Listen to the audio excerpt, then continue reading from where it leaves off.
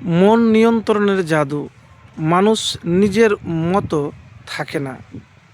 প্রিয় ভাই, আজকে যে কথা বলবো, একদিন রাতের কথা। ফজরের আজানের আগে ঘুম ভাঙল রাশেদের। বুকটা ভারী লাগছে, মাথার ভিতর যেন কুয়াশা। নিজেরই চিন্তা, নিজের নয়। কখনো অকারণে রাগ, কখনো গভীর হতাশা। পরিবার পাশে, তবু নিজেকে একা মনে মনে হয়। নামাজে দাঁড়ালেও মন বসে না। সে নিজেই অবাক, আমি তো এমন ছিলাম না।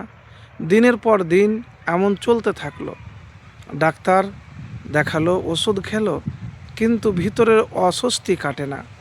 এক বৃদ্ধ আলেমের কাছে গেলে তিনি শুধু বললেন, মানুষ সবসময় নিজের মতো থাকে না। কখনো শয়তানের ওয়াসওয়াসা, কখনো নজর, কখনো জিনের কুমন্ত্রণা মানুষের মনকে আচ্ছন্ন করে ফেলে। কোরআনে আল্লাহ বলেছেন, শয়তান মানুষের বুকে কুমন্ত্রণা দেয়। তাই মন ভেঙে পড়লে আগে আল্লাহর দিকে ফিরতে হয়। বৃদ্ধ তাকে রুকাইয়ার কথা শিখালেন। বললেন, এটা কোনো জাদু নয়, বরং কোরআনের শিফা। রসুল সাল্লাহ সাল্লাম নিজে রুকাইয়া করেছেন এবং সাহাবীদের করতে শিখিয়েছেন। সূরা ফাতিহা, আয়াতুল কুরসি, সূরা ফালাক ও নাস। আর এই আয়াতগুলি মানুষের অন্তরে অদৃশ্য আঘাত সারায়। হাদিসে এসেছে, কোরআনের কিছু আয়াতের মাধ্যমে বিষধর সাপের দংশনও ভালো হয়ে গিয়েছিল। তাহলে মন কেন ভালো হবে না?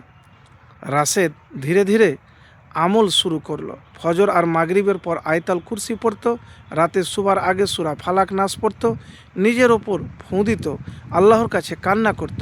কয়েক সপ্তাহ পর সে টের পেল, চিন্তাগুলি আর আগের মতো দখল করে না। রাগ কমেছে, নামাজে মন বসেছে। মনে হলো কেউ যেন ভিতরের দরজা খুলে দিয়েছে। একদিন সে বলল, আমি বুঝেছি, মন নিয়ন্ত্রণের জাদু বলে যা মানুষ বলে, তার আসল সমাধান আল্লাহর স্মরণে। মানুষ যখন আল্লাহ থেকে দূরে যায়, তখন অন্য কিছু তার মন দখল করে নেয়। আর যখন কোরআনের আলো আসে, অন্ধকার সরে যায়।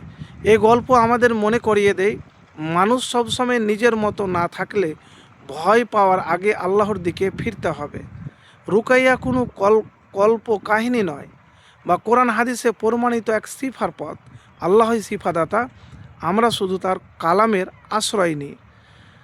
তো মন নিয়ন্ত্রণের যে জাদু, সেটা নয়, কখনো শয়তান বাসা বাঁধে, কুমন্ত্রণা দেয়।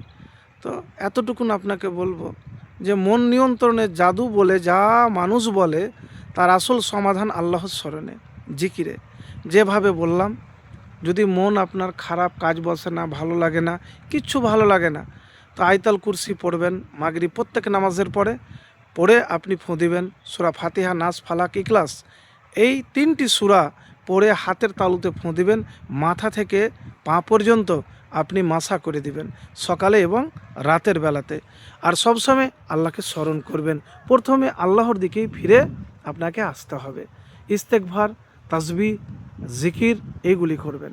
একবার করে দেখুন, ইনশাআল্লাহ ফলাফল পাবেন।